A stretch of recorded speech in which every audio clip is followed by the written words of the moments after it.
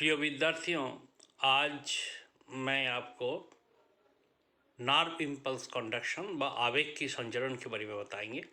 पहले क्लास में हम लोग ये बात किए थे कि तंत्रिका की संरचना, और इसको हम लोग डिटेल्स में पढ़े। आज हम लोग पढ़ेंगे नर्व इम्पल्स कंडक्शन। ना नर्व्स आर इलेक्ट्रिकली एक्साइटेबल। इसके अर्थ क्या है ना, जो तंत्रिका है इसको एक्साइट करने के लिए एक्सटर्नल व बाहरी स्टिमुलस का प्रयोग करना पड़ता है।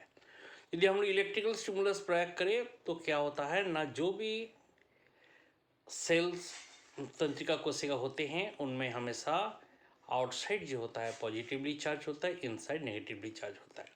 और जब भी कोई भी स्टिमुलस हम अप्लाई व प्रयोग करें तो उसके अंदर क्या होता है ना, जो रेस्टिंग अवस्था का डिब्रेशन होता है। तो इलेक्ट्रिकली हम जब एक्साइटेड जो नर्व फाइबर्स है उसमें सेल बॉडी से जो आवेग की संचरण टुवर्ड्स टर्मिनल नॉब होता है, यानी टर्मिनल नॉब की ओर दिशा की ओर होता है। सेकेंड पॉइंट का, दे communicate each other using two types of electrical signals.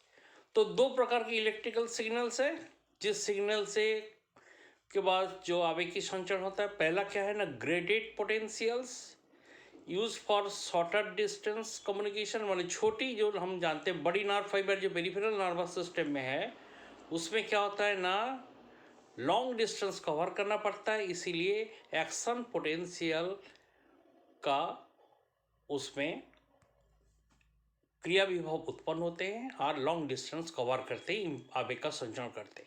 Short distance अब जो है आवेग का संचरण के लिए एक ग्रेडेड पोटेंशियल्स जो है ये कार्यरत होता है।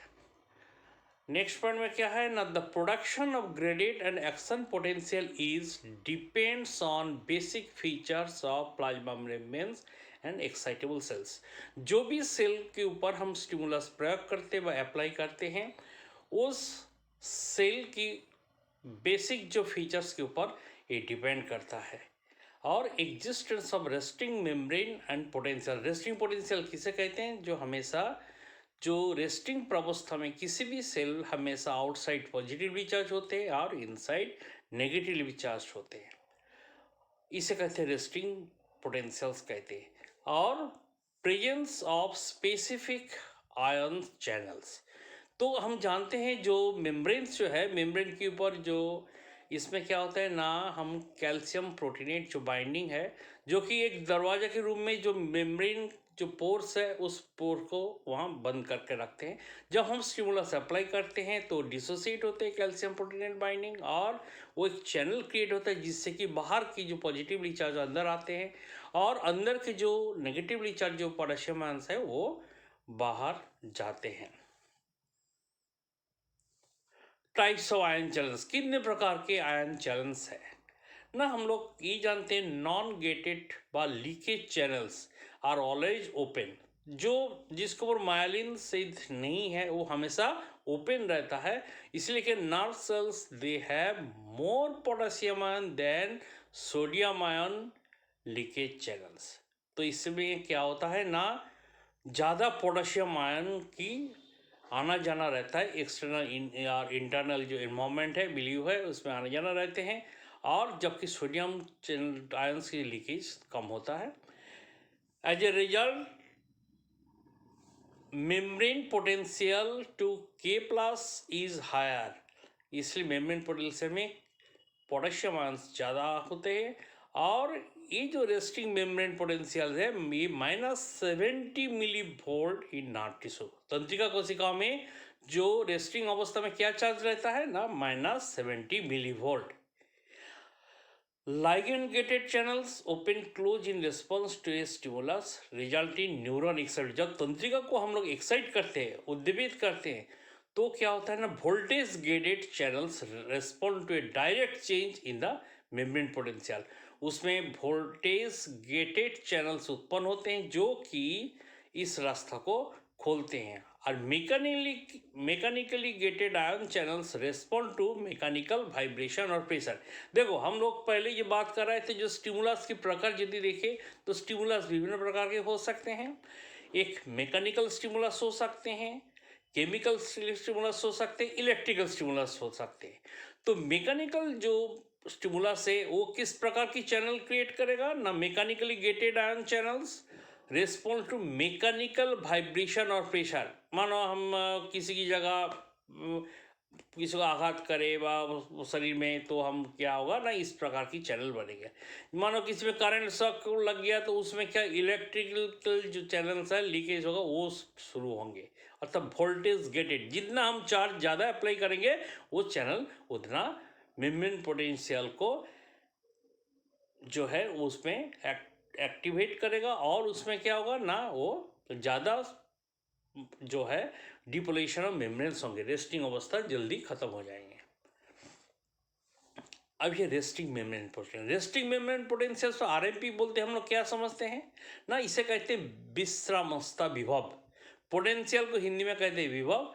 रेस्टिंग मतलब विश्राम अवस्था में, मेम्ब्रेन मतलब झिल्ली। तो विश्राम अवस्था में जो मेम्ब्रेन में जो विभव उत्पन्न होते हैं उसके बारे में बात कर रहा है ना। RMP is the cell membrane of a non conduction और इन द रेस्टिंग स्टेट।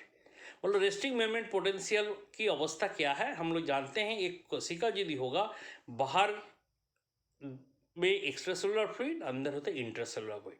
तो इंट्रासेलुलर फ्लूइड में क्या होगा ना, पोटेशियम आयंस की मात्रा ज़्यादा होंगे, एक्स्ट्रासेलुलर फ्लूइड में सोडियम आयन की मात्रा ज़्यादा होंगे। तो ये हमेशा नॉर्मल अवस्था में आउटसाइड हमेशा पॉजिटिव होता है और इनसाइड हमेशा नेगेटिव होता है। और द डिफरेंस जो है, ये जो है हम लोग देखेंगे, जो इन charges on the two sides of the resting membranes is called the RMP. इन ये जो डिफरेंस है, चार्ज की डिफरेंस है, वो हमेशा -70 मिली वोल्ट होता है, इसे हम लोग आरएमपी कहेंगे।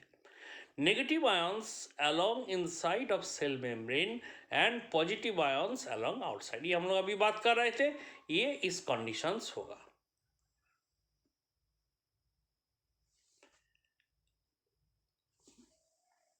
रेस्टिंग पोटेंशियल एग्जिस्ट बिकॉज, क्यों रेस्टिंग पोटेंशियल एग्जिस्ट होता है ना, extracellular fluid rich in sodium ion and chloride ion and cytosol full of potassium ion, organic phosphate और एमिनो एसिड। ये जो है नेगेटिवली चार्ज एमिनो एसिड्स है, ऑर्गेनिक फॉस्फेट्स है, जो कि इंटरनल एनवायरनमेंट का जो नेगेटिविटी को ये दर्शाता है। और सोडियम आयन क्लोराइड ये क्या है ना, आउटसाइड इन्वायरमेंट, जो एक्स्ट्रासेलुलर फ्लूइड वाला जो इन्वायरमेंट है उनको प्रदर्शित करते हैं। हम लोग जानते हैं सोडियम आयन मोर इलेक्ट्रोपॉजिटिव है। तो membrane permeability differs from sodium ion and potassium ion. ये परमेबिलिटी डिफर होते हैं कैसे ना, 50 से 100% ज़्यादा परमेबल होता है पोटेशियम आयन की। और inward flow of sodium ions can not keep up with outward flow of potassium. एक समय जब भी कोई भी नार्व तंत्रिका कोशिका एक्साइटेड होता है, उस कंडीशंस में दोनों आयन की आवागमन एक साथ नहीं होता है। एक अंदर आएगा तो दूसरा इस कंप्लीट होने के बाद ही बाहर जाएगा। इसलिए sodium potassium pump removes sodium ion as fast as it leaks in. तो सोडियम पोटेशियम पंप जो है, ये दोनों आयन के अंदर एक इक्विलिब्रियम मेंटेन करते हैं, और जो भी कम ज़्यादा बाहर आ या अंदर इन्वायरमेंट हो, उसको ये सुनियोजित तरीका से उसको बैलेंस करते हैं। अभी ग्रेडेड पोटेंशियल ना, small deviations from resting potential of -70 millivolt. तो पहले ही बताए थे, जो -70 मिली वोल्ट ये रेस्टिंग अवस्था की जो विभवांतर है। हाइपरपोलराइजेशन मतलब membrane has become more negative, और डिपोलराइजेशन मतलब है membrane has become more positive. तो डिपोलराइजेशन शब्द की अर्थ है जो मेम्ब्रेन यदि ज़्यादा पॉजिटिव होगा। The signals are gated meaning they vary in amplitude, size depending on the strength of the stimulus and localize। जैसा स्टिमुलस का ताकत होगा वैसे ही एक ग्रेडेड जो है चैनल्स का ये उसी प्रकार काम करेंगे। Graded potential occurs most often in the dendrites and cell body of a neuron। तो ये ग्रेडेड पोटेंशियल कहाँ का क्रियाशील होता है ना, डेंड्राइट्स में होता है, एवं प्राइस जो सेल बॉडी व कोशिका काय है उसमें होते हैं। अभी जनरेशन ऑफ एक्शन पोटेंशियल्स का उत्पत्ति कैसा होता है, पहले हम बात करें एक्शन पोटेंशियल क्या है ना। एन एक्शन पोटेंशियल और impulse is a sequence of rapidly occurring events. इसकी अर्थ क्या है, ये जो क्रमशः एक अभिक्रिया व रिएक्शंस है, इवेंट्स है, जो decrease and eventually reverse the membrane potential. मतलब क्या है, जब भी हम कोई भी स्टिमुलस अप्लाई करते हैं तो डीपोलराइजेशन ऑफ मेम्ब्रेन होते हैं। डीपोलराइज मेम्ब्रेन होना मतलब क्या है, जो आउटसाइड का जो पॉजिटिव आयंस वो अंदर प्रवेश करना प्रारंभ करते हैं। ठीक थोड़ी देर बाद जो अंदर की जो पोटेशियम आयंस है वो बाहर जाने की कोशिश करेगा, और इसे हम लोग हिंदी में कहते हैं विध्रुवण प्रावस्था। डिपोलेशन मेम्ब्रेन को क्या कहेंगे ना, मेम्ब्रेन की विध्रुवण प्रावस्था।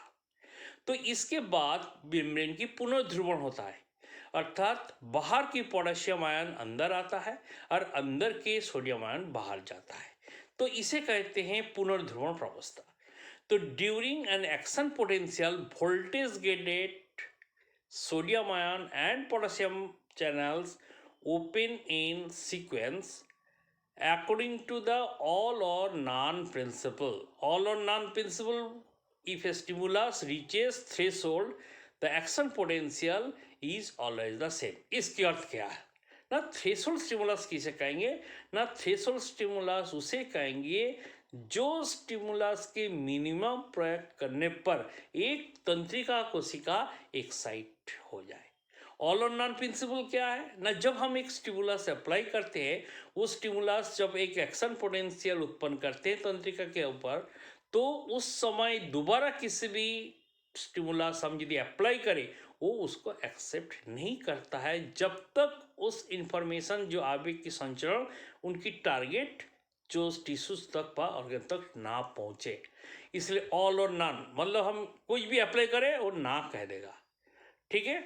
थ्रेशोल्ड स्टिमुलस मतलब स्टिमुलस की एक मिनिमम लेवल जो एक तंत्रिका कोशिका को एक्साइट करने में सक्षम होते हैं, उसे कहते हैं threshold stimulus. Action potential is always the same action potential में उस आवेग का संचरण होता है। A stronger stimulus will not cause a larger impulse. हम कितना भी अधिक उस कंडीशन में कितना भी अधिक हम स्टिमुलस को प्रयोग करें, वो किसी भी तरह एक्शन पोटेंशियल उत्पन्न करने में सक्षम नहीं होंगे। इसलिए इसे कहते हैं ऑल और none principle. A stronger stimulus will not cause a larger impulse. Impulse stimulus कितने भी बड़े दे तो larger impulse हो नहीं उत्पन्न कर पाएंगे।